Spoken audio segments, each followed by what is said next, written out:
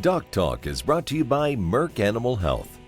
At Merck Animal Health, we're shaping the future of animal health with pioneering science, connected technology, and insights-driven solutions to bring our customers an unparalleled portfolio of choices to improve cattle care and operational efficiency. We support you and your legacy by helping you meet the challenges of today with the innovations of tomorrow.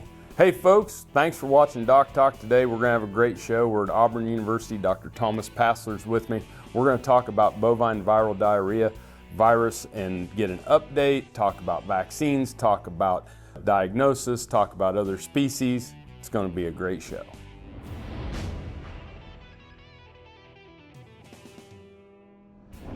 When you spot BRD in your cattle, that's your golden opportunity to target infection and its associated fever with a single dose of Resflor Gold, the industry standard dual therapy. To learn more, talk to your Merck Animal Health rep or your vet and see label at resflorgold.com. Animals intended for human consumption must not be slaughtered within 38 days of treatment. This product is not approved for use in female dairy cattle 20 months of age or older, including dry dairy cows. Hey folks, welcome to DocTalk. I'm Dr. Dan Thompson. I'm here with Dr. Thomas Passler, and Dr. Passler is the Jack Rash Professor of Internal Medicine for Food Animal here at Auburn University's College of Veterinary Medicine, and you are in the Clinical Sciences Department. That's right. Correct? That's right, Dan. Mm-hmm. Yep. You don't become an endowed professor of internal medicine without being able to pack a heck of a punch in understanding what's going on with cattle. Dr. Passler is one of those that we use routinely, whether it's in peer-reviewed literature or being able to call. We just appreciate you taking the time to spend with us today on the show. It's my pleasure. I'm looking forward to it. Yeah. Thank you. Let's talk about bovine viral diarrhea virus, because that's something I've researched it in the past in my career in feedlot settings, and just has debilitating effects on immune system and function. But that's right. You all are doing so much work on this virus. Yeah, I'm really just lucky to be here, Dan, at Auburn University. We've done a lot of BVD research over the years. Very big names in BVD I had the pleasure of working with and had on my PhD committee when I came here. I came like anybody else, just wanted to do clinical work and happened to fall into BVD research. And it's really an interesting virus. It's changed a lot over the years. You know, everybody knows BVD as the virus that causes PI cattle. Yep. And that's really important, and that's how the virus sneakily hides out in the population. But it really is a virus that's worldwide, really important. You know, in all sorts of, and it's not a single virus. You know, when I came here, I kind of understood it to be a single virus. It's really a group of related pestiviruses, and there's now 3 viruses that we think of causing disease in cattle. What we used to call BVD1, BVD2, and the Hobie-like virus. Those are all 3 related viruses. But they are endogenically somewhat different and of course genetically different, but cause all similar disease for the most part. There's been, I think, a kind of an ebb and flow in research interest in BVDV and funding, especially what we can get for funding, because it's kind of an insidious disease. People think of maybe a diarrhea-causing virus, and that's really not what it is anymore. Right. When it was first found in the 40s, that's what it did: diarrhea, bloody diarrhea, severe illness.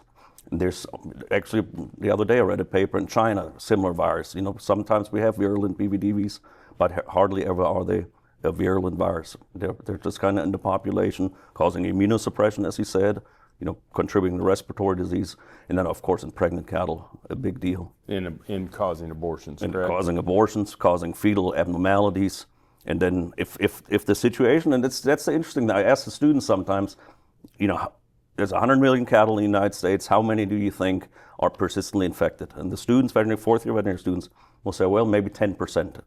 And I say, you sure? You think there's 10 million PI cattle in the United States? You think about it, you know, maybe it's a little more, maybe.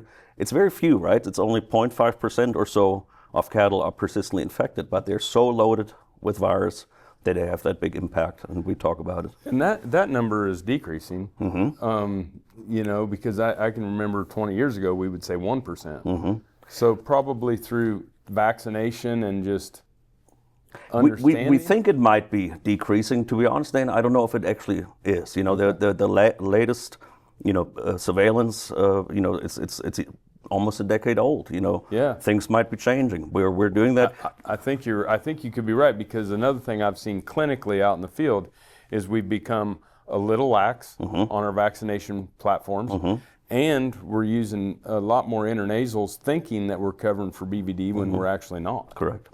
Yeah. So we see it in the clinic fairly routinely. We see persistently infected cattle. We see mucosal disease.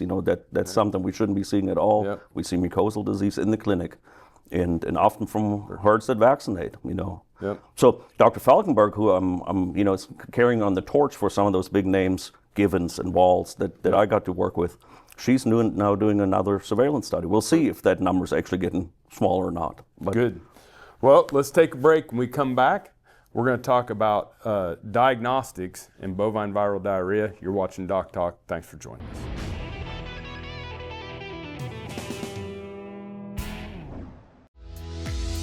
In the livestock industry, castration is a common practice to ensure proper herd management. All methods are painful, regardless of the age of the animal. At Solvit, we could not ignore the clear industry need for better castration solutions. So we developed Lidoband, a novel lidocaine-impregnated elastrator, addressing the pain associated with band castration. It provides local anesthesia throughout the castration process. Lidoband, a small device that can make a big difference. I'm Dr. Julia Herman, the beef cattle specialist veterinarian with NCBA.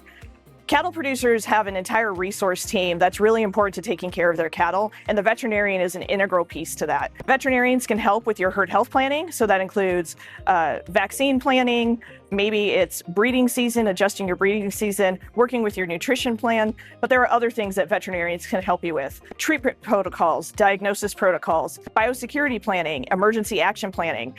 Veterinarians are really a key resource for all producers and on all different operations. I encourage you all to utilize that veterinarian client-patient relationship. Strong relationship with your veterinarian is so important. Thanks for watching Cattle Intel by Neogen.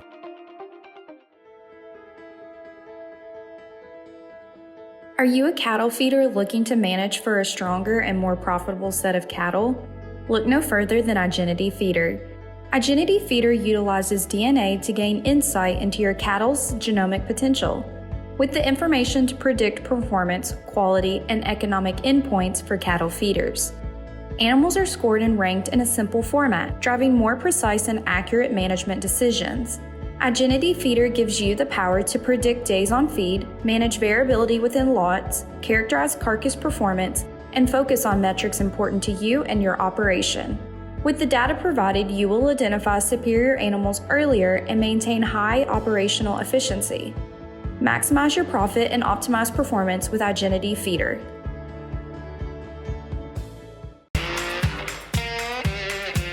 When the ones who have your heart need your help, count on us for everything they deserve, delivered fast. We'll work hard for you so you can work hard for your dreams. Hey folks, welcome back to DocTalk. Dr. Dan Thompson here with Dr. Thomas Passler. And he's the Jack Rash Professor of Internal Medicine here at Auburn University in the Department of Clinical Sciences in the College of Veterinary Medicine. Teaches students, sees cases on clinics, and publishes research, all in the things that are interesting to you and me. Thanks for being here. My pleasure. My pleasure. Right.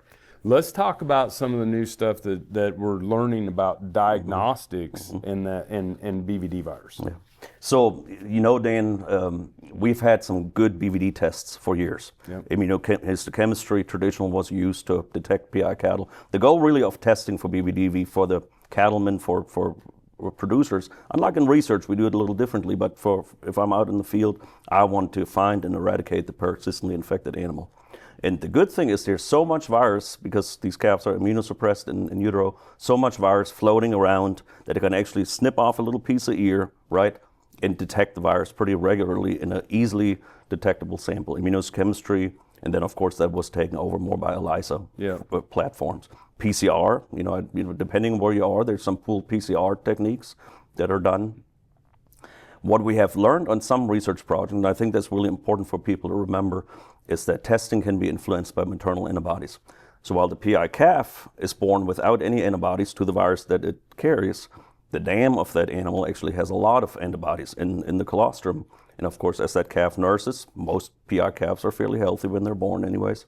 As that calf nurses, gets a lot of antibodies, and those antibodies can actually interfere with testing.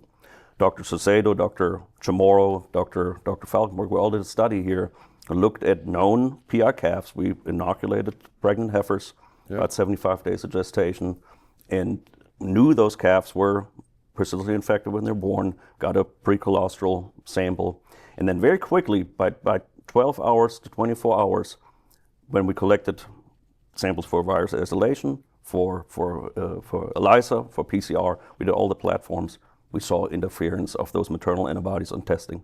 Really, the worst time to test a calf for PI status would be between about 12 hours of life and 7 days. You know, and there's maybe some carry on depending on the test you use.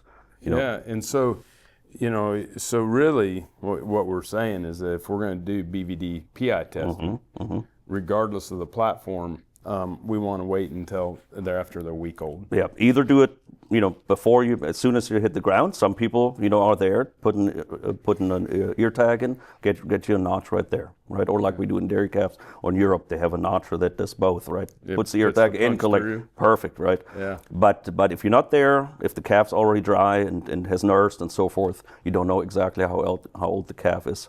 I would wait maybe at least a week later, probably by a month or so. And which tests would you be recommending if, you know, we get out there that 7 days, you know, and I want to test calves. I've got a purebred herd or seed stock producer. It really depends on the laboratory. You know, here in Alabama, I would use our state lab when I would collect an ear notch, and they do an IDEX ELISA there at the lab. You know, in a multi 96 well platform.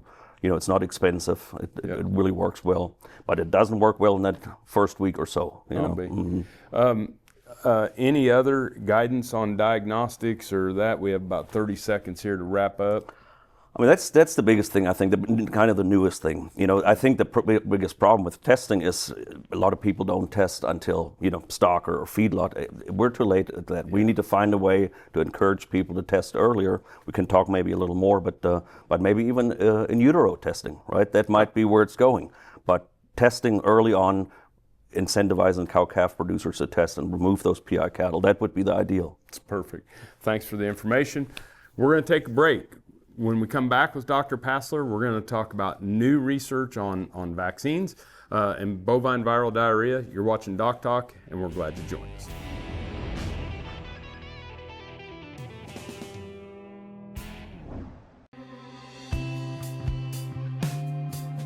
I'm Jeremy McBride. I manage the ranch for Wilmoths here in Southwest Missouri. Probably the biggest challenges in Southwest Missouri is the weather. That's where the therapies has helped us. The last day we got through weaning, it was 65 degrees and sunshine, and the very next day it dropped to 35 degrees, rained 2.5 inches, which is very, very hard on these cattle. And we doctored 2 head. One animal has this huge impact on your operation. BVDV is one of the most costly bovine diseases, with losses of $15 to $88 per head. The virus will actually cross the placenta and get into the fetus. As it's developing, its immune system will recognize that virus as it's supposed to be here. And so then that's where our persistently infected animals come from. They're going to shed that virus their entire life, and then it's going to impact your operation. It is important to work with your local veterinarian and partner with IDEX for the best solution for your operation. The seeds of financial security today with United Patriot Coins Precious Metal Starter Pack, the Patriot Pack. Exclusive offer for our DocTalk family. Call now and secure your financial future. Strengthen your roots with silver and gold. Call United Patriot Coin today and ask for the DocTalk special offer. Ranchers, looking to elevate your pasture management game? Turn to Heinen Brothers for expert aerial application. With state-of-the-art equipment and seasoned pilots, we deliver precision treatments right to your fields. From fertilizers to herbicides, Heinen Brothers has your pasture covered. Visit HeinenBrosAg.com to learn more. When the ones who have your heart need your help, count on us for everything they deserve, delivered fast. We'll work hard for you so you can work hard for your dreams. Hey folks, welcome back to DocTalk. Dr. Dan Thompson here at Auburn University with Dr. Thomas Passler. He is the Jack Rash Professor of Internal Medicine for Food Animals here at the College of Veterinary Medicine. Big job and doing great work, and someone I just have a great appreciation for being able to teach, research, and do veterinary service, and just appreciate all you do. Well, thank you. So, bovine viral diarrhea, Mm-hmm. big problem. We've talked about what it does, what it is, talked about maternal antibody interference and some new research on diagnostics. What's new on the research side, or on the vaccine side? Vaccine side. And really there's, as I said, big names here. There's been a lot of research done, Paul Walls, Dan Gibbons, Charlie Falkenberg now, that have done a lot of vaccine research. And what filters out is that what we already knew is that vaccines are never perfect. They can certainly help protect calves that go to the feedlot. If they have a good immune response, if they're used properly, morbidity, mortality rates are reduced. They can certainly help some animals, what we call fetal protection, that the fetus does not become infected with BVDV. Is probably the most critical portion of vaccinating against BVDV, is protecting that fetus. But no vaccine is perfect, unfortunately. There's some that maybe protect 50% of the calves, others maybe much higher than that.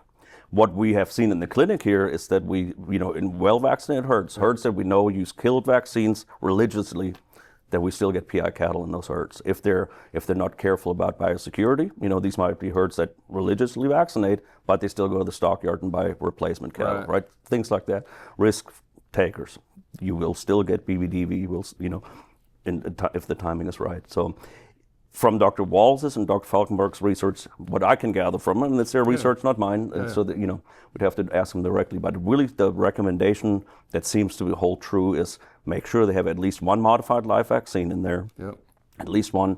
Two might not even make that much of a difference, and then use killed vaccines, and vaccinate them well before gestation, probably 2 cycles before gestation, because any vaccine seems to reduce fertility a little bit. And it's not just that BVD we know causes live virus, so does vaccine virus, can infect the uterus and ovaries a little bit, cause some inflammation there, and therefore reduce fertility. But there seems to be more to that. So even with killed vaccines, use them well before you turn in the bull. That's right. So we're saying that when we bring the calves in for branding, whether it's replacement heifers or steers, we want to make sure we use a modified live bovine viral diarrhea virus vaccine that time, 2 to 3 months of age. Well, or maybe even older. In our situation here, at least at weaning, So somewhere at branding or at weaning. That's right. And it could be both, but what you're saying, for sure, one of those. That's right. That's right. Exactly. And then on those replacement heifers, when we do the one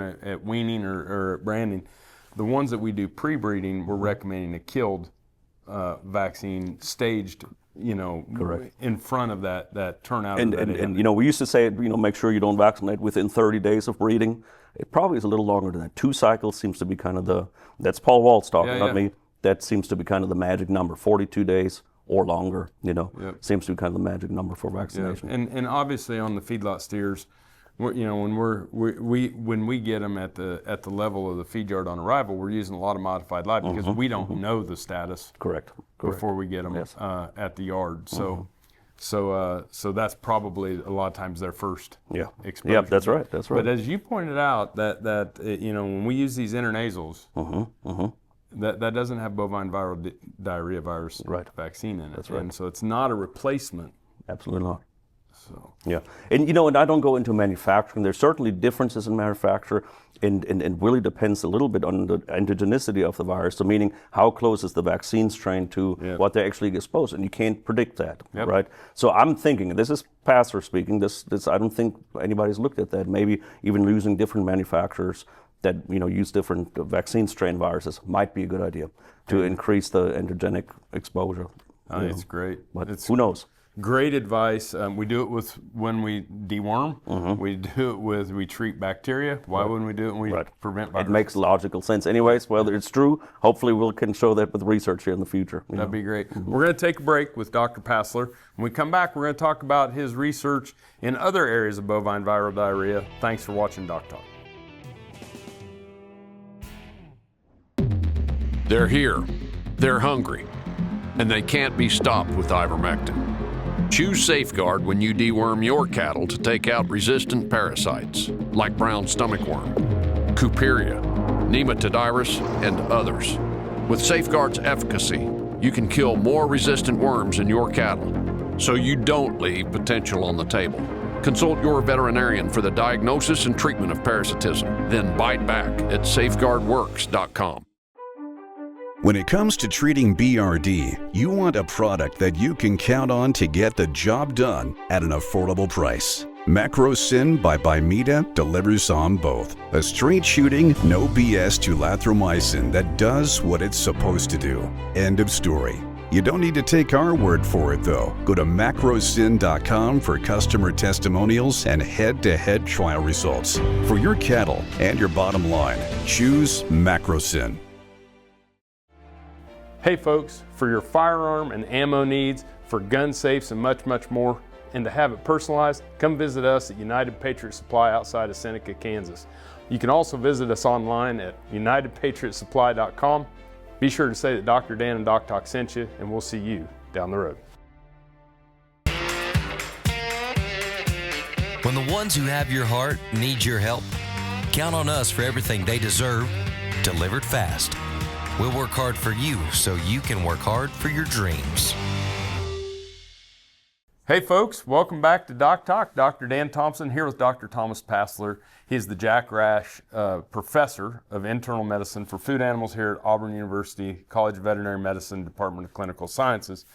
But you have a lot of different interests in bovine viral diarrhea, so you're doing research in even other species. That's right.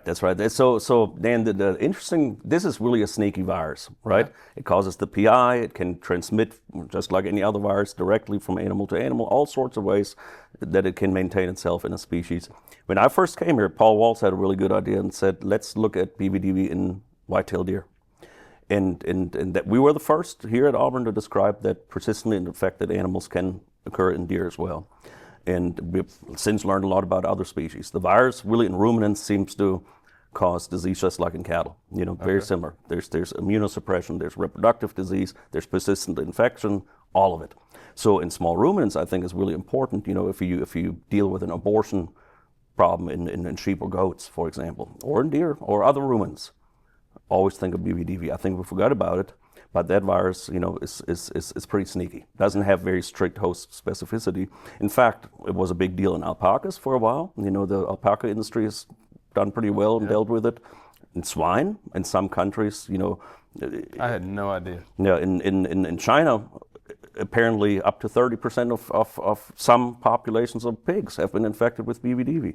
The BVD can contaminate a vaccine. Cell cultures, and so now BVDV is in certain vaccines. If in the United States that's not a problem anymore. Maybe it was back in the past, but in other countries that can still be a problem. It's a sneaky virus, and like I say, what we have learned is that it seems to cause the same sort of issues in those other species as well.